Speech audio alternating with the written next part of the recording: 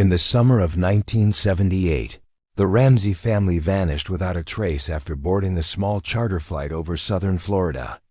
For 9 years, no one in Cypress Bend saw or heard from them again until the day a hunter stumbled upon the wreckage of a plane buried deep in the Everglades, and everything the town thought it knew was turned upside down. John and Linda Ramsay were known across town as reliable, upstanding parents, pillars of the Cypress Bend community. John, 41, owned the hardware store on Main Street. Linda, 38, volunteered at the school and was PTA treasurer. Their daughter, April, 14, was a rising freshman and a talented clarinet player. Their son, Bobby, 10, played Little League and idolized his father. When the family left for a short vacation, a sightseeing flight over the wetlands, no one suspected it would be the last time they'd be seen alive. On July 17, 1978, the Ramsays arrived at Cypress Air Charter just after sunrise, hauling a single green duffel and a red picnic cooler. The pilot, local veteran Pete Carson, filed a flight plan bound for Everglades City and welcomed them aboard the aging Cessna 210. A few neighbors saw them take off into clear blue skies. By noon, the plane never arrived at its destination. Radar contact was lost 10 miles west of town near the dense, swampy heart of the Everglades. Search efforts began immediately. Dozens of volunteers combed marshes and cypress groves for days, braving snakes and biting flies, but found nothing. No oil slick, no debris, not even a scrap of luggage. Aerial searches with helicopters and fixed-wing planes were called off after 2 weeks. With each passing month, hope faded. Pete Carson's own family insisted he'd never veered off course, but the authorities suspected pilot error, even foul play. The town whispered theories: insurance fraud, secret debts, even mob ties, but none stuck.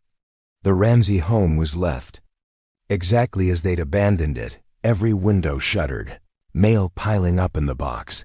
April's best friend, Jenny, spent years collecting every rumor and newspaper clipping, convinced her friend was still alive somewhere. Bobby's baseball team retired his jersey and painted his name on the dugout wall. Linda's parents moved out of state, too grief-stricken to stay. For nearly a decade, the Ramsay disappearance haunted Cypress Bend, a raw wound that never quite healed. Then, in late June 1987, a hunter named Luis Ortega trekked deep into a forbidden patch of swamp in search of wild hogs. By accident, his boot caught on something hard in the mud. Scraping aside vines and muck, he realized he'd found the rusted, battered tail of a small airplane, its registration numbers just barely visible. His heart hammering, Luz hacked through the tangled brush until he uncovered a sun-bleached Cessna door and the edge of a moss-covered wing. Inside the shattered fuselage, a green duffel bag and a red picnic cooler sat nearly untouched by time. The news hit Cypress Bend like a hurricane. Sheriff Helen Swope ordered the site secured and brought in state police. Reporters descended on the town, neighbors gathered on porches, and families relived old wounds. The Ramsay surviving relatives were notified, and an evidence team was dispatched to the swamp, fighting off snakes and mosquitoes as they photographed every angle of the wreck. But the strangest detail wasn't the state of the plane. It was what was missing. There were no human remains inside. The seats were torn, the floorboards caked with mud, but not a single sign of the Ramsays or Pete Carson. On the back seat, the green duffel was zipped shut, and when a deputy opened it, a single item fell into the mud. A torn page from April's diary, dated the day they vanished, with the words, "He's not who he says he is. If something happens to us," ending in a jagged, unfinished line. As the search widened and the investigation reopened, the town braced itself for answers or more questions. For the first time in 9 years, Cypress Bend had hope and fear in equal measure. By the next morning, the Ramsay plane wreckage in the swamp had drawn more attention than Cypress Bend had seen in years. Police tape and state troopers kept crowds back as forensic specialists picked over every inch of the Cessna. Sheriff Helen Swope, sleeves rolled, stood ankle-deep in mud, directing her deputies and fielding a barrage of questions from local reporters. News vans lined the highway. For a town long haunted by a rumor, the sudden possibility of real answers was electrifying and terrifying. The green duffel bag and red cooler were carried carefully to the evidence tent, their surfaces still slick with swamp water inside the duffel. The forensics team found a waterlogged change of clothes for a teenage girl, a half-used bottle of sunscreen, and a second torn diary page. This one, dated 2 days before the Ramsays vanished, read, "Dad seemed nervous this morning. Mom kept glancing at Mr. Carson like she wanted to say something but couldn't. Something's off." The tension in the tent was palpable as each item was cataloged. Deputy Lonnie Gertz, Swope's right hand, returned from his sweep of the surrounding marsh, breathless. "Sheriff, you're going to want to see this." 50 yards from the wreck, tangled in cypress roots, he'd found a cracked Polaroid. The Ramsay family standing by the plane, all smiles, except for John, whose forced grin and downcast eyes didn't escape Swope's notice. Next to him, pilot Pete Carson rested a hand on April's shoulder, gaze unreadable. The picture was dated July 17, 1978, taken the morning they vanished. Back at the station, Sheriff Swope gathered her team. This wasn't a crash caused by the storm alone. Something happened before they ever left the ground. She laid the diary page and Polaroid on the table, eyes hard. April was scared. Linda was anxious. Carson may have been more than just their pilot. Deputy Gertz nodded. The logbook in the cockpit shows they never called for help. No radio distress. No sign they even tried. News spread quickly through Cypress Bend. At the old diner, people debated heatedly. Some accused Pete Carson, others blamed John Ramsay, and a few whispered about Linda's supposed affair with the town councilman, a rumor that had never quite faded. April's best friend Jenny wept when she learned about the diary pages. April never talked much about home, she told reporters, but she was afraid of secrets, other people's, her family's. She wrote everything down. The sheriff visited Linda's elderly parents, who had driven in from Pensacola as soon as they heard. Linda's father, Walter, looked worn down by hope and grief. "My daughter called me that morning," he said. "Said she wished she hadn't agreed to the flight. She sounded scared." He handed Swope an envelope, old letters from Linda. The last one, sent the week before they vanished, ended, "We're all on edge. John's acting strange. April keeps watching him. Bobby's too young to notice." Meanwhile, the forensics team uncovered a final clue in the cooler, a folded napkin with a faded phone number and a note in Linda's handwriting. "If we don't come back, call this man. He'll know what to do." The number was for a payphone. In Miami, disconnected for years. It led nowhere, or so it seemed. By sunset, rumors ran wild. Had the Ramsays been running from something? Was the crash staged? Or had someone else survived and disappeared into the swamp? And what did April mean by "he's not who he says he is"? Was it her father, the pilot, or someone waiting at the other end of that Miami phone line? Sheriff Swope stood at the edge of the marsh, staring into the gathering dusk. The truth, so long buried, was finally clawing its way back. And with every answer came 100 new questions. Sheriff Swope barely slept that night. She pored over the diary pages and the Polaroid beneath the dim glow of her office lamp, replaying every lead in her mind. When dawn broke, she gathered her deputies for a strategy meeting. "We're starting from scratch," she announced. "This isn't just a cold case anymore. We need to treat every family member, every acquaintance as both potential victim and potential suspect." Her first call was to Miami Metro Police, asking if they could trace any calls or activity linked to the old payphone number found on the napkin. The detective on the other end told her it had once been flagged in an unsolved Case a string of insurance frauds in the late 70s, all with connections to small-town charter pilots. We never found the ringleader, the detective admitted. But that payphone kept showing up in the paperwork.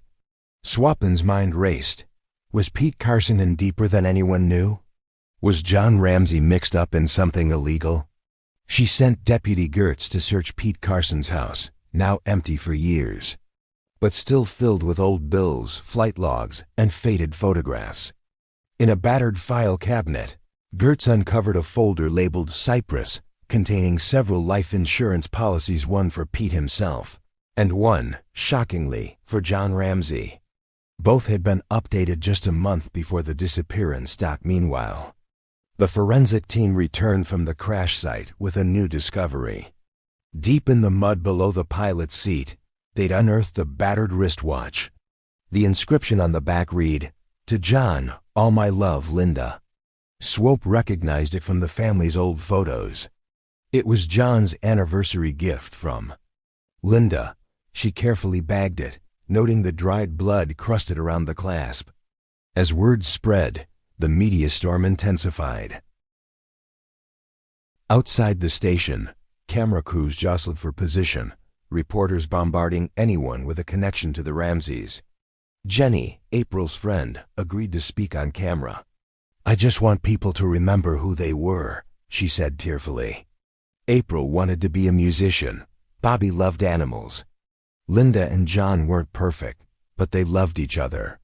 Inside, Swope sifted through community tips.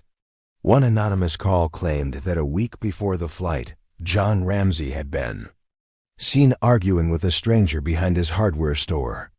Another tip placed Pete Carson in Miami the day before the disappearance, meeting with a woman described as well-dressed, with dark glasses and a heavy Cuban accent. The connections grew murkier with every new detail. That afternoon, Swope visited the Ramsays' former neighbor, Mrs. Donovan. The elderly woman's memory was sharp. John was anxious those last weeks. "I saw him burning papers in his backyard. Pete came by late at night. And Linda cried in her car more than once." Mrs. Donovan pressed a faded envelope into Swope's hand. "Linda gave me this just before they left. She said, if anything happens, give it to the police. I was too scared. I'm sorry." Inside the envelope was a single cryptic message. "We're not safe. Watch the man in the blue jacket." That night, as a thunderstorm raged over Cypress Bend, Swope sat alone in her office, piecing together the puzzle. There were too many players, too many secrets. But the Miami phone number, the life insurance, and Linda's desperate warnings all pointed to something far bigger and far more dangerous than a simple plane crash. For the first time, Swope wondered, was the Ramsay disappearance the result of a deadly plan, or just a family caught in someone else's ruthless scheme? The rain was still falling in heavy sheets the next morning when Sheriff Swope placed her next call, this time to her counterpart in Miami, Detective Felix Ramos. She laid out the connections, the payphone number, the sighting of Pete Carson, the insurance ring. Ramos, gruff but sharp, agreed to help. "I'll pull our files, see if any names overlap. But I'm telling you, that part of the city was full of small-time hustlers and guys running from bigger trouble." While Swope waited for Miami to respond, Deputy Gertz chased down the hardware store lead. He tracked down Marty Calhoun, a former employee who remembered John Ramsay's last weeks vividly. "John was stressed," Marty recalled. "Kept the register locked, got jumpy whenever a blue sedan drove by. One afternoon, he got a phone call, stepped outside, and I saw him arguing with a guy in a blue windbreaker. John looked scared." "Really?" "Scared. Never saw the guy before or since." Back at the station, forensics finished processing the diary pages in Polaroid. The lab confirmed the handwriting on both torn diary entries matched April's known schoolwork, leaving little doubt they were genuine. But a more chilling detail emerged.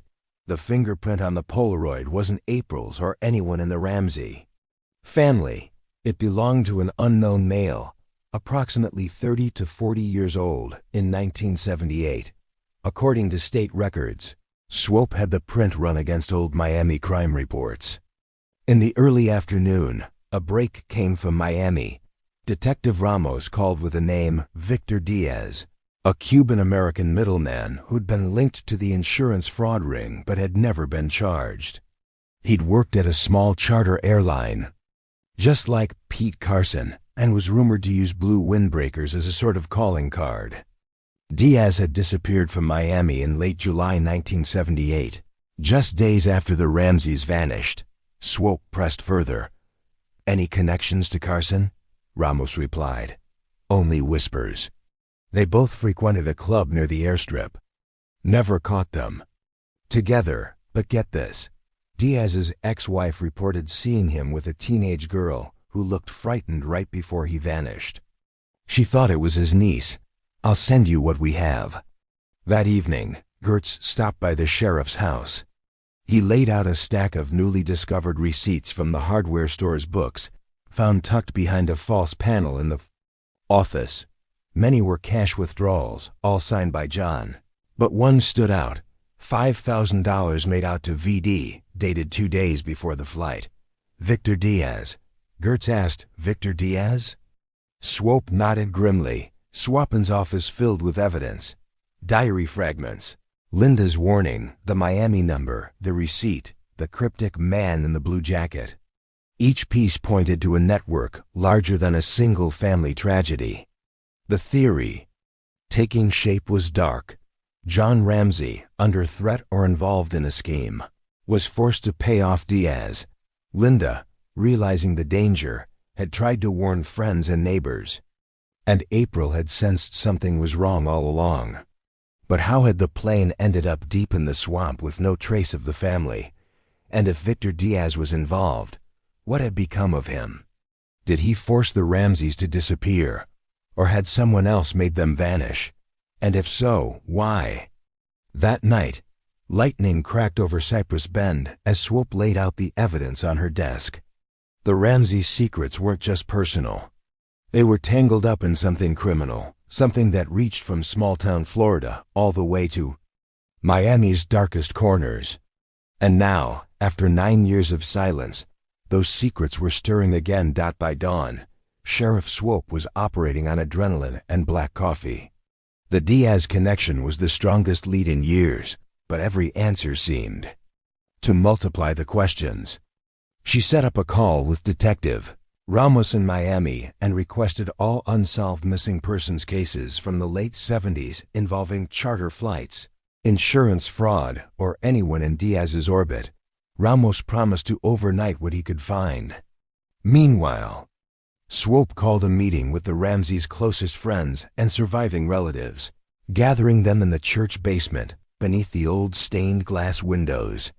Tension ran thick as she updated them on the investigation, explaining the Miami link, the blue windbreaker, and the VD receipt. April's friend Jenny sat in the back, arms crossed, gaze fixed on the floor. Linda's father, Walter, bristled. At every new detail, John wasn't a criminal, he insisted. He would never have put his family at risk. But as Swope described the cash withdrawal and the desperate warning in Linda's letter, faces around the room shifted. The possibility that John Ramsay had gotten involved with criminals, whether by choice or under threat, hung heavily in the air. After the meeting, Jenny approached Swope, her voice trembling. "April once told me she was scared of someone her dad worked with. She wouldn't say more, but one day she showed up at my house with a bruise on her arm. When I asked what happened, she just said he lost his temper. I thought she meant her dad, but now I'm not so sure." While Swope processed this, Deputy Gertz rushed in, clutching the small plastic evidence bag. "Sheriff, you need to see this." During his second sweep of the Cessna, Gertz had found a hidden compartment beneath the co-pilot's seat. Inside, a leather-bound passport holder, soaked but still legible. It contained Pete Carson's pilot's license and an ID for a Peter Collins, an alias tied by Miami police to Victor Diaz. But that wasn't all. Wrapped in plastic, Gertz had also found a bundle of old, waterlogged photographs. Several showed Pete Carson and Diaz, sometimes together, sometimes with unfamiliar faces, in front of small Plains, Miami bars, and even what looked like the Ramsay hardware store. The last picture in the stack made Swope's blood run cold. Linda Ramsay standing beside Pete Carson and Diaz, her face tense, a forced smile barely masking her fear. In the corner, April peeked into the frame, eyes wide. That afternoon, Swope received the promised files from Miami. The pattern was clear, over half a dozen small-town disappearances, each linked to a charter pilot, an insurance payout, and the use of a blue windbreaker as a calling card. Each case was dismissed as a tragic accident, but none were ever truly solved. Diaz's name appeared in the margins, always just out of reach, like a shadow slipping away. Swope pinned the photos, receipts and diary pages to her board, staring at the tangle of connections. The evidence now pointed to a chilling new theory. The Ramsays hadn't simply crashed. They'd been forced off course, the disappearance carefully staged to cover up a wider criminal operation. But one piece still didn't fit. If this was all about money or silence, where were the Ramsays now? And why, after 9 years, had no bodies ever been found? Just before midnight, a call came from the Everglades search team in a stretch of swamp, nearly a mile from the main wreck. They'd found something, a tattered blue windbreaker caught on a cypress branch, stained and torn with a faded initials tag inside. V.D. Swope's heart pounded. Was it evidence of Diaz's fate or a warning from someone still watching? As thunder rumbled in the distance, the scope of the Ramsay mystery grew even darker, hinting at a conspiracy still waiting to be unmasked. Sheriff Swope stared at the blue windbreaker, now sealed in an evidence bag. The VD tag and bloodstains on the sleeve were chilling. She directed the forensic team to test the jacket for DNA and any fibers that might tie it to the Ramsays, Pete Carson, or anyone in Diaz's criminal circle. The item was carefully cataloged and photographed, another piece of a puzzle that seemed to shift every time they touched it. That morning, Detective Ramos called from Miami. I checked with Diaz's ex-wife. She claims she hasn't seen him since 1978. But she heard a rumor years ago that he was hiding out somewhere in the Keys. We never found proof. His name still pops up every few years, mostly when someone in the old insurance scam circuit turns up dead. Swope thanked him, hung up, and immediately ordered Gertz to run Diaz's aliases through every law enforcement database from Florida to Texas. Meanwhile, the Everglades search team continued to comb the swamp. Just after noon, they found another clue, a rusted handgun, half buried in the mud near the blue windbreaker. The serial number had been filed off, but forensic analysis suggested the weapon had been fired recently within the past year. That meant someone had returned to the site, maybe to destroy evidence or finish unfinished business. Word of the new discoveries spread fast. At the diner, talk turned from speculation to fear. Maybe the Ramsays are alive and in hiding, whispered one local. Or maybe someone wanted to make sure they stayed missing. April's friend Jenny couldn't sleep. She spent the evening poring over April's old yearbooks, searching for faces that matched the men in the newly found photographs. That night, Swope's suspicions drew her back to the Ramsay house, abandoned but still owned by the family's estate. With Gertz in tow, she walked the creaking floorboards and opened closets untouched since the summer of 1978. In the master bedroom, tucked in a jewelry box beneath a pile of costume necklaces, she found a small battered cassette tape. The label read only J for help. Back at the station, the tape was cleaned and played on an old portable player. The recording was muffled but clear enough to make out the voices. Linda Ramsay sounding tense. "John, I can't live like this. If you don't tell them, I will." John replied, his voice strained. "Linda, we're in too deep. You know what Carson said. If we go to the police, it's over for all of us." Linda again. April knows. She saw the money. We need to get out. The tape cut off abruptly, as if someone had pulled the plug. Swope's mind raced. What secret did the Ramsays share with Carson and Diaz? What was Linda threatening to reveal? And who was she so afraid of? The evidence now hinted at blackmail, collusion, and perhaps a desperate plan to escape. But had they ever managed it? Or had someone silenced them before they could act? Just then, Swope received a call from the hospital. A local man, Frank Delgado, an old associate of Pete Carson, had been found badly beaten at a truck stop outside Miami. Before slipping into unconsciousness, he told paramedics, "They never left. The girl, she's still out there. They got to her, but she left something behind." The message was cryptic, but Swope felt a chill. Was April still alive when the family disappeared? And what had she left behind? As rain hammered the station windows, Swope knew the only way forward was through the swamp's tangled secrets, where the truth waited, still half buried and more dangerous than ever. By morning, Cypress Bend was pulsing with restless energy. The discovery of Frank Delgado, battered and whispering clues, reignited the town's hopes and fears. Sheriff Swope wasted no time. She ordered an intensive new search of the Everglades, focusing on the stretch of swamp near the plane wreck and where the blue windbreaker had been found. "Every square foot," she told Gertz. "We're not stopping until we find what April left behind." State troopers, divers, and volunteers slogged through waist-deep water and tangled roots. The sun was brutal, mosquitoes thick as smoke. Hours passed with nothing but mud and old gator tracks until mid-afternoon, when Deputy Gertz, scraping the base of a hollow cypress tree, unearthed a small metal tin wrapped in plastic and smeared with grime.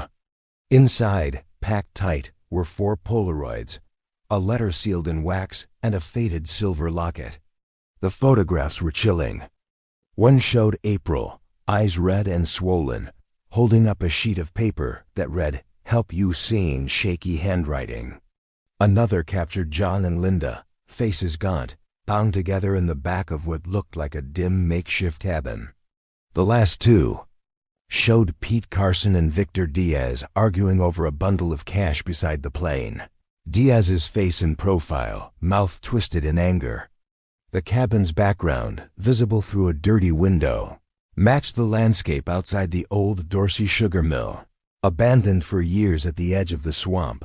Swope's hands trembled as she examined the letter, the wax imprinted with the Ramsay family crest. The letter was from April. "If you find this, it means someone cared enough to keep looking. Carson lied to us.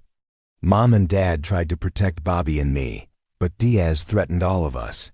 They made Dad sign something. He cried all night. Carson brought us food, but not enough. I think Bobby is sick. I love you. Please don't forget us." The locket contained a picture of April and Bobby, both children grinning in their little league and band uniforms, one final glimpse of the life they'd been forced to leave behind. The evidence was overwhelming. For the first time, there was photographic proof the Ramsays had survived the crash, at least for a while. Swope called an emergency press conference. The town hall was packed, news cameras lined the walls, and every resident seemed to hold their breath as she spoke. "This is no longer just a missing persons case," Swope announced, voice steady. "This is kidnapping, extortion, and conspiracy. Someone in this community knows more than they've ever admitted." Afterward, Swope met quietly with Linda's parents and Jenny. Linda's mother sobbed over the photographs. Jenny stared at April's face and whispered, "I knew she wouldn't give up. She always found a way to leave a message." Linda's father, Walter, wiped his eyes and looked Swope dead in the eye. "You keep digging. Don't let anyone stop you, Sheriff. Not after all this time." That night, Gertz and a team of deputies staked out the Dorsey sugar mill, searching for any sign that the site had been disturbed. As a storm rolled in, lightning illuminated the twisted metal and crumbling brick of the old building. Inside, they found evidence of long-ago habitation, empty cans, children's handwriting on the walls, and in a rotting cupboard, a tattered boy's baseball cap embroidered with Bobby's name. Suddenly, Gertz spotted fresh boot prints in the mud outside a back window smaller than a man's, bigger than a child's. Someone had been there recently. Maybe, Swope realized, someone who didn't want the truth to ever come out. As the rain intensified, it was clear the Ramsay story wasn't just buried in the past. Someone was still out there, watching, waiting, and willing to do anything to keep their secret safe. By dawn, the abandoned Dorsey sugar mill was swarming with investigators. Sheriff Swope set up a mobile command post in the parking lot, her deputies combing every inch of the sprawling ruins. Floodlights illuminated the rusted beams and shattered windows, rainwater pooling on the cracked concrete. The muddy boot prints found by Gertz were carefully photographed and cast. Forensics estimated the prints were less than a week old. Someone was definitely coming back here, and recently. The search team found more chilling evidence inside. A stack of children's books, waterlogged and half-rotted. An old sleeping bag stitched with April's initials. And a battered thermos still bearing the Ramsay hardware store's faded sticker. Near the rear exit, a jagged hole in the fence revealed a muddy trail leading away toward the denser part of the swamp. Swope huddled with Gertz and Deputy Barnes. "We need a perimeter on this place now. Whoever's been coming back here, I want them found. And check with Miami PD, again, any associates of Diaz or Carson in the last decade who suddenly went quiet." Barnes nodded. "I'll run it." As she stepped outside, a car splashed into the parking lot. Detective Felix Ramos from Miami, exhausted but determined, held up a folder. "We've got something," he said. Dropping into a folding chair beside Swope, Ramos explained. A few years after the Ramsays vanished, Diaz's ex-wife received several anonymous letters, each with cash, each postmarked from small towns up and down the Gulf Coast. The handwriting didn't match Diaz's but did match someone else. Pete Carson's brother, Roy. He used to fly supply runs with Pete and got out of the business after a drug charge. "We think he's been keeping tabs on Diaz and maybe the Ramsays," Ramos said. Swapin's eyes narrowed. So Roy Carson could still be in play. He'd know the old swamp routes and the sugar mill better than anyone. Gertz returned from the fence. "Sheriff, I just talked to Barnes." She found a local fisherman who saw someone matching Roy's description 2 nights ago, hauling camping gear toward the old levee. At that moment, Jenny arrived, clutching April's letter and the locket, her face pale but resolute. "Sheriff," she said, voice trembling, "there's something you need to know. When we were 12, April told me a secret. She and Bobby had a hiding place in the mill. She called it the safe room. If she was in trouble, that's where she'd go." Within minutes, Swope and Ramos led a team to the part of the mill Jenny described, a bricked-up alcove near the base of the old smokestack. It took 3 officers and a crowbar to pry open the crumbling mortar. Inside, they found a cramped, dust-choked room lined with childhood graffiti, a broken lantern, and in the far corner, a small metal strongbox. The strongbox was locked, but the key hung from a chain looped around an old nail. Swope opened the lid, heart pounding. Inside were 2 spiral notebooks, a handful of faded Polaroids, and a plastic bag containing a child's bracelet engraved. "Bobby." The notebooks were diaries, one labeled April, the other Bobby. The earliest entry in April's handwriting read, "If anyone finds this, please help us. We're so scared. Mom and Dad are trying, but they can't protect us. Diaz says he'll come back." As Swope skinned the pages, she realized they contained not just the Ramsays' last days, but names, dates, and descriptions of people who had visited the mill. Some she recognized as locals, others complete strangers. And there, tucked in the back, was a folded sheet of paper, a detailed, hand-drawn map of the swamp, marked with 2 red X's and a single ominous note. He buried the truth here. Outside, the wind was rising. Swope knew they were close not just to answers, but to whoever was desperate to keep those answers buried. Sheriff Swope didn't hesitate. Gertz, Barnes, gear up. We're following the map. Ramos, I need backup on radio and medic standing by. Rain still pounded the mill roof as the team loaded up and set out, following the hand-drawn directions through tangled brush and knee-deep water. The map led them deeper into the Everglades, every turn marked by April's shaky handwriting. Big cypress, old shack, crooked tree. The first red X brought them to a flooded clearing, half choked by reeds and low-hanging branches. There, beneath a sheet of rusted tin, they found a shallow grave. Digging carefully, deputies unearthed a set of bones, adult, partially wrapped in what was once a blue windbreaker. Forensics quickly confirmed what Swope suspected. The remains were not one of the Ramsays. The dental records matched Victor Diaz. The revelation sent a ripple of shock through the team.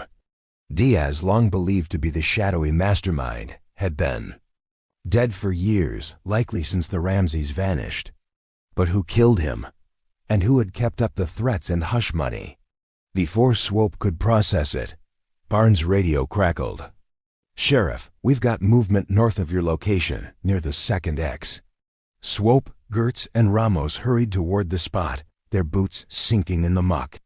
The wind whipped through the trees, and lightning flickered overhead. At the second X, they found a collapsed hunting blind. Fresh footprints circled the perimeter, heavy, wide set, too large for any of the children. Swope signaled for silence, and the team crept forward, weapons drawn. From behind a curtain of Spanish moss, a figure emerged, disheveled, rain-soaked, hands in the air. Roy Carson. His face was gaunt, beard thick and wild, but his eyes were sharp, burning with defiance and exhaustion. "Don't shoot," he croaked. "You're too late. You have no idea what you're dealing with." Swope approached cautiously. "Roy, where are the Ramsays? What happened out here?" Roy's shoulders slumped. "I didn't hurt them. I tried to help, I swear. Pete and Diaz, they were into things I wanted no part of. But once the plane went down, everything got worse. The kids, they lasted longer than the parents. Diaz panicked, wanted to use them for ransom, but he got greedy. Pete turned on him. I buried Diaz myself. Thought I was protecting the kids, but," he broke off, wiping rain from his eyes. "There was someone else, someone local. I saw them. Pay Pete. I never learned their name." The confession was raw, and Swope pressed for details. Roy hesitated, then pulled a crumpled photograph from his coat. Pete Carson shaking hands with a man in a sheriff's uniform, Sheriff Lester Milan, Swope's predecessor, who'd led the original investigation and retired just before the Ramsays vanished. The revelation struck Swope like a blow. Milan, the respected lawman who'd comforted grieving families and promised closure, was implicated in the very crime he was meant to solve. "We have to find Milan," Swope said through gritted teeth. She cuffed Roy and ordered Gertz to get him safely to the station. Ramos promised to pull every file, every old report, and cross-check them for evidence of Milan's involvement. As the storm raged, Swope stared out over the flooded swamp. The pieces were finally coming together. The Ramsay disappearance wasn't a random tragedy or the work of outsiders. It was the result of betrayal, greed, and a web of lies woven through her own community. And the final answers were still out there, buried with the truth, and perhaps with the Ramsays themselves. Sheriff Swope barely waited for the rain to let up. She radioed the station. "Put out a bolo on Lester Milan. Approach with caution. He's armed, experienced, and knows every back road." Roy Carson, handcuffed in the back of Gertz's cruiser, kept repeating, "I tried to do right. You have to believe me." At the station, Swope's deputies combed through Milan's old case files. Several were incomplete, missing interview transcripts and evidence logs. In the 1978 Ramsay file, Swope found a memo. All leads exhausted. Close file, no further action. But the final page had a scribbled note in different handwriting. Call Pete if anything changes. Use the back channel. Pete, Carson, and Milan had been closer than anyone suspected. Ramos from Miami set up in Swope's office, mapping the timeline. Milan must have met Diaz through Pete. He'd have access to every search grid, could redirect resources, hide evidence. Gertz nodded grimly. If he helped cover up the crash, it explains why nothing ever turned up until now. Jenny, who had stayed late to help organize April's recovered notebooks, spotted an odd detail. "Sheriff, look at this." She pointed to a diary entry dated the week before the Ramsays vanished. Saw Sheriff Milan talking to Mom. He looked angry. "Dad says the deal is getting dangerous. I wish we could just leave." The margins were filled with April's looping handwriting. Scared. Don't trust him. As night fell, Swope got a tip from a deputy posted at Milan's old hunting cabin west of town. "There's movement inside. Looks like he's packing up to leave." Swope and Gertz rolled out immediately, headlights cutting through the mud and mist. They parked a quarter-mile away, approaching on foot. Swope's heart thudded as they crept up to the cabin, lights on, shadows moving behind the curtains. Gertz covered the back. Swope took the front, gun drawn, and knocked sharply. "Lester, it's Sheriff Swope. Open the door. We need to talk." Now, a long silence. Then the door creaked open. Milan stood in the entry, older and heavier, but with the same steely eyes Swope remembered from her rookie days. He eyed her pistol, then Gertz behind her. "You're making a mistake, Helen." "Am I?" Swope said, voice steady. "We found Diaz's body," Roy Carson confessed. "You lied to this town for 9 years. I want the truth now." Milan's jaw clenched. "I did what I had to do. You don't understand. Pete and Diaz were monsters. John Ramsay owed them money, but when he couldn't pay, things got out of hand. I tried to contain it. You covered up a family's disappearance. You let this town grieve for nothing." Milan's eyes flashed with something between regret and defiance. "I thought I could fix it. By the time I realized how deep it went, it was too late. The kids, April, Bobby, they were collateral. If I'd blown the whistle, more people would have died." Before Swope could press him, a gunshot rang out from the back of the cabin. Gertz yelled, "He's got a runner." Milan slammed the door and dove for a hidden panel under the rug, grabbing a metal box and bolting out the back. Swope chased after him through the rain and brush, adrenaline surging. She caught up as Milan tripped over a tree root, dropping the box. Swope pinned him, wrenching the weapon from his grip. "It's over, Lester." As deputies cuffed Milan and dragged him to the cruiser, Swope knelt in the mud, pried open the box, and found what could be the missing link. Polaroids, letters, and a cassette tape labeled Ramsay Evidence. For my eyes only, the truth was. Close, almost within reach. But Swope knew the final secrets about the Ramsays' fate remained hidden in those last desperate hours in the swamp. The rain beat steadily against the station windows as Swope placed Milan in an interrogation room.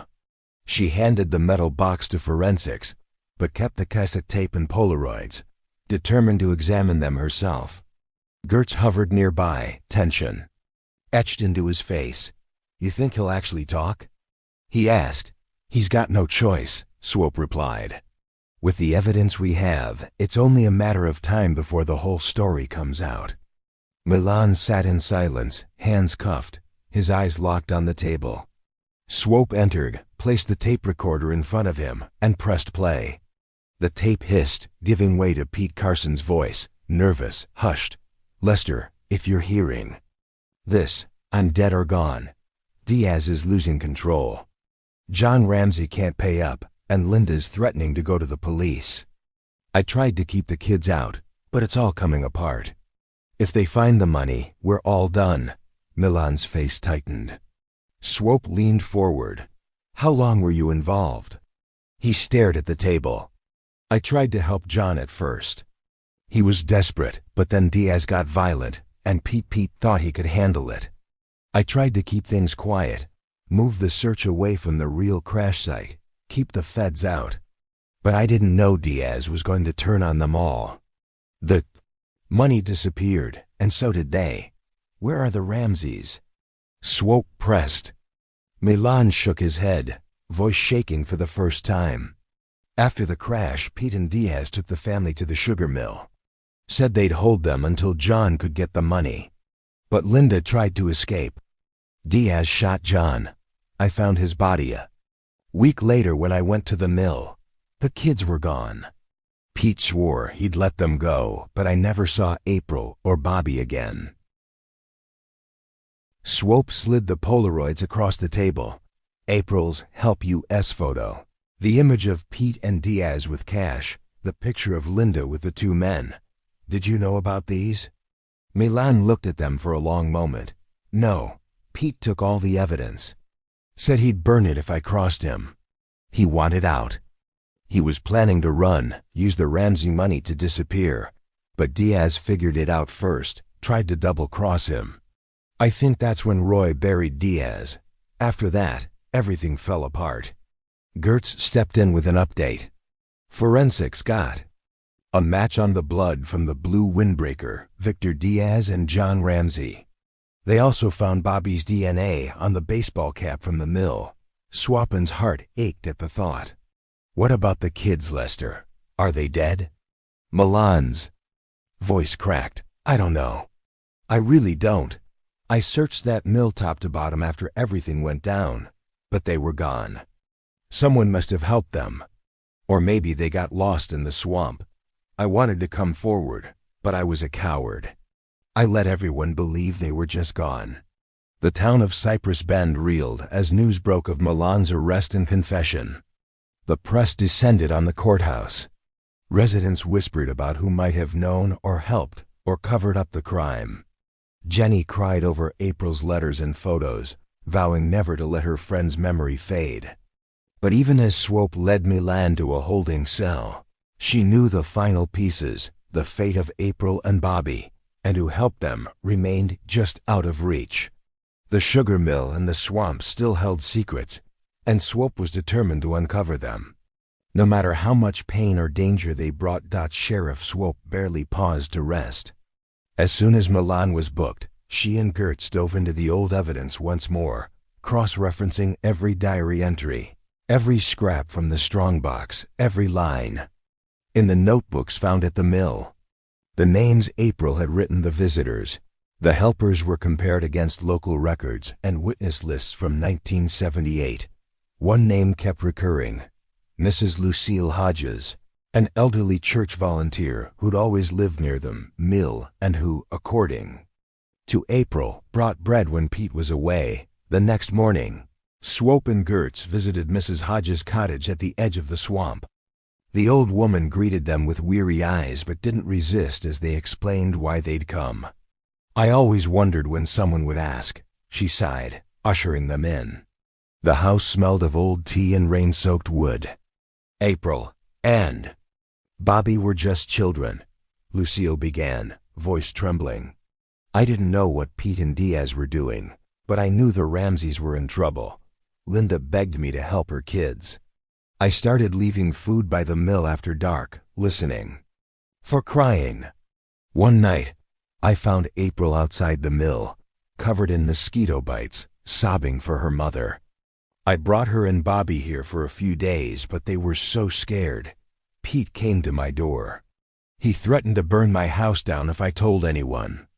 So I packed the kids some food, told them to follow the canal north, and prayed they'd find safety. Swapin's heart clenched. You never saw them again? Lucille shook her head. I wanted to go to the police, but Milan was sheriff. I didn't trust him. I never knew if the children made it out. I'm so sorry. Back at the station, Ramos called from Miami. Sheriff, I tracked down a lead from those insurance files. Pete Carson's brother, Roy, tried to cash in one of the policy's April's, actually about a year after they vanished. The bank flagged it as suspicious, and Roy disappeared soon after. The address he used was a P.O. box in Savannah, Georgia. Swope moved quickly, sending a request to Savannah PD. Within hours, she received a reply: a Jane Doe and a young John. Doe had been admitted to a children's shelter in late 1978, found wandering near the train station, filthy and malnourished, but alive. The shelter's files included descriptions: girl, age about 14, brown hair, silver locket. Boy, age about 10, baseball cap embroidered bobby. No one ever claimed them. After a few weeks, they were transferred into the foster system, names changed, records sealed by the state for privacy. Swope's hands shook as she read the files. It was them. The children had survived, but where were they now? And did they even know who they truly were? Jenny, who had overheard, burst into tears. April made it out, she sobbed, clutching the recovered locket. She found a way. Swope and Gertz spent the evening running the shelter's old names through every available database, looking for marriage records, change of name forms, anything that would lead to April and Bobby as adults. Late that night, Swope got a hit. A woman in Savannah, now in her early 50s, adopted at age 14, matching April's description and medical records. Swope picked up the phone, heart pounding, and dialed the number listed. After 2 rings, a soft, uncertain voice answered. Hello? Swope cleared her throat. Is this April Ramsay? A long, stunned silence, then a shaky breath. Who is this? How did you find me? Swope smiled gently. My name is Helen Swope. I'm the sheriff of Cypress Bend. I believe you and your brother have been missing for a very long time. We found the truth. As April gasped and began to cry, Swope realized that for the first time in nearly a decade, the Ramsay family story was about to come full circle. April Ramsay had learned long ago how to live with ghosts. After that terrible summer, she and Bobby had never spoken their true names, never told their story, not to social workers, not to teachers, not even to each other as adults. They'd remade themselves in Savannah, siblings masquerading as strangers, always afraid the past might find them. The news from Sheriff Swope shattered years of practiced silence. When April arrived in Cypress Bend, escorted by her husband and grown son, her eyes searched every corner of the old courthouse for familiarity. Bobby, now a quiet, reserved man with graying hair and the same searching eyes as his father, stood beside her. Swope greeted them gently, offering April the silver locket and Bobby his battered baseball cap, items recovered from the swamp, preserved like relics. April clutched the locket, tears streaking down her cheeks. I never thought I'd see this again. Or him, she whispered, glancing at Bobby. We survived, but we didn't know how to be a family after everything. Jenny, April's childhood friend, rushed to embrace her. The reunion was awkward and raw. Jenny stammered, I kept your letters. I never gave up hope. For the first time in decades, April let herself remember the laughter and music of childhood, before fear and secrecy took over. Swope led the siblings through the timeline, the evidence, the confessions, the names of those who hurt them. As the details unfolded, Bobby sat quietly, fists clenched. It's all true then, he finally said. Our parents are gone. Everyone we loved, gone because of greed and secrets. April turned to Swope, eyes fierce. Did Milan ever try to find us? Did anyone? Swope shook her head. He didn't. The town failed you. But you were brave. You left a trail even when you thought no one was looking. The siblings agreed to give statements, facing the painful memories one last time. April recounted the sugar mill, the terror of hiding, and the desperate escape through the swamp, led by Mrs. Hodges under cover of night. She remembered Linda's final words, "Don't look back." Bobby described waking in the shelter in Savannah, terrified to trust anyone, and how April protected him, even when she was scared herself. Of the Ramsay children's return swept through Cypress Bend, some residents wept with relief. Others felt guilt, recalling their own silence or misplaced suspicions. The press called it a miracle, but April corrected them. It was survival, not magic. People helped us, but others hurt us. We're here because we refuse to disappear. As the siblings met with Linda's elderly parents, there was grief for lost years, but gratitude for truth at last. Walter, Linda's father, broke down as he hugged April. "I thought you were dead. I'm sorry I couldn't do more." April shook her head. "You tried. So many people tried, but others kept the truth hidden. That's over now."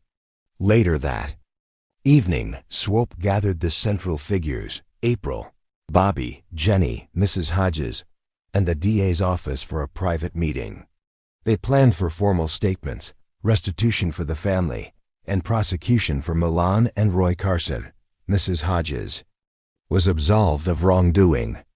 Her courage had saved 2 lives, and April wept as she thanked the old woman.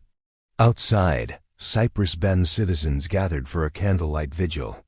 They placed lanterns on the courthouse steps for every Ramsay lost, and every year the siblings were gone. As the lights flickered, April and Bobby stood together, not just as survivors, but as the last witnesses who could finally speak for their family and for themselves. But as dawn approached, Swope knew there were still 2 parts of the story left to close, holding every perpetrator to account and giving April and Bobby the freedom to live without fear again. The courtroom was packed, journalists shoulder to shoulder with townspeople, all straining to see the Ramsay siblings seated at the front. April's locket glinted in the fluorescent light. Bobby's cap perched on his knee, a silent defiance against the years of fear. Sheriff Swope and Jenny sat beside them, offering steady support. Lester Milan was led in, his face stony, eyes hooded. Roy Carson, thinner and grayer, kept his gaze on the floor. Prosecutors outlined the web of lies, the insurance fraud, the hush money, the staged crash site, and the coordinated silence that let a family vanish. Photographs, diary entries, and the haunting "Help US" Polaroid flashed across the evidence screen. April was the first to testify. Her voice shook but never wavered as she described the months of captivity in the sugar mill, her mother's desperate courage, and the terror of running through the swamp at night. Bobby followed, speaking less but with blunt honesty. "We were kids. We did what we had to do to survive. We never stopped hoping someone would find us." The defense tried to paint Milan as a misguided protector, overwhelmed, trying to save the town. The strategy collapsed under Swope's cross-examination and the mountain of evidence. Milan's own taped confession sealed his fate. Roy Carson's lawyer pleaded for leniency, citing his late effort to protect the Ramsay children. But April's testimony, how Roy watched but did not intervene, haunted the jury. Linda's parents, frail but resolute, addressed the court. "We forgive those who tried to do good, but we cannot forgive those who hid the truth." The verdicts were swift. Milan was convicted of conspiracy, obstruction of justice, and accessory to kidnapping.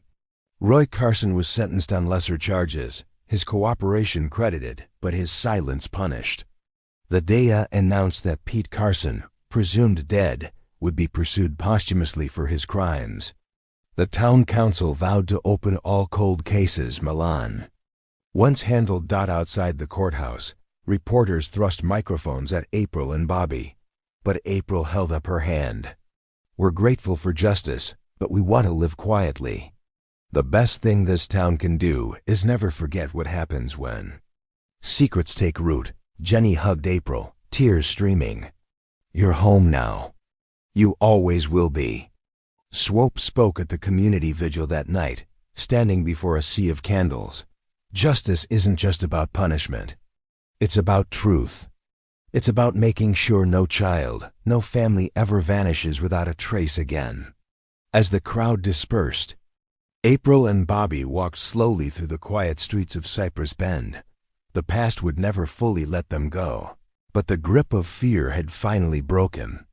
Bobby gazed up at the courthouse dome, whispering, "Mom and Dad would have liked this."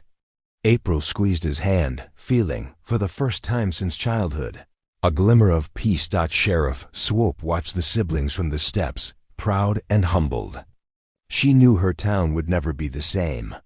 But maybe, just maybe, it could be better. There was one last thing left to do. Help April and Bobby reclaim the life stolen from them and give Cypress Bend a new beginning.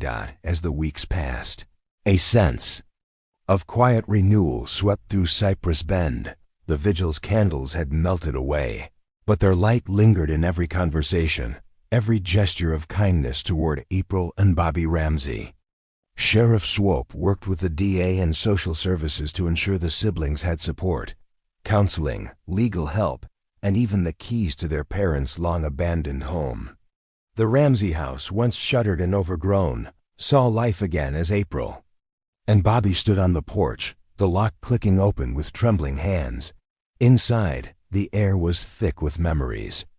April wandered from room to room, trailing her fingers over faded wallpaper and childhood drawings on the closet wall. Bobby found the old family radio and coaxed it to life, the same static-filled country station crackling through the speakers, as it had the day before their flight. They sorted through boxes of mementos, photos, music trophies, a ball signed by Bobby's Little League team. Each item was bittersweet, proof of a past both cherished and stolen. Jenny, now a constant presence, helped restore the garden and catalog family heirlooms. The townspeople pitched in, repainting the porch and mowing the lawn, gestures of atonement and new beginnings. Linda's parents visited often, sometimes sitting silently on the swing, lost in their own thoughts. April began volunteering at the library, organizing reading programs for children. Bobby, always drawn to the outdoors, started a mentorship for local boys, teaching them about fishing, hiking, and survival, the skills that once kept him and his sister alive. Their presence, though quiet, became a source of hope and inspiration. One afternoon, Sheriff Swope visited, bringing a small box. "We found this in evidence," she said, handing it to April. Inside was Linda's last letter, written but never mailed, telling her children she loved them, that no matter what happened, they were strong enough to endure anything. April read. It allowed her voice steady through tears, Bobby's arm around her shoulders. Justice had been served, but true healing took time. The community erected a small memorial by the river, a bronze plaque for John and Linda Ramsay and the years lost to silence.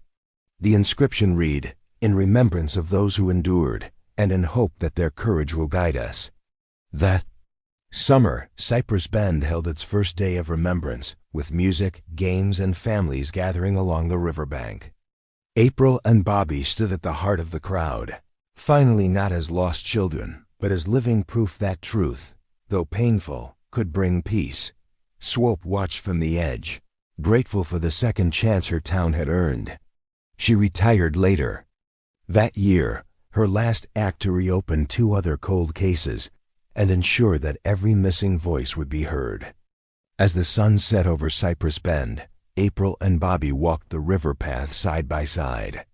Bobby paused to skip a stone, the ripples spreading in widening circles. "We made it, April," he said softly. She nodded, her gaze on the water and the lights reflecting in its surface. "We did, for them, for us."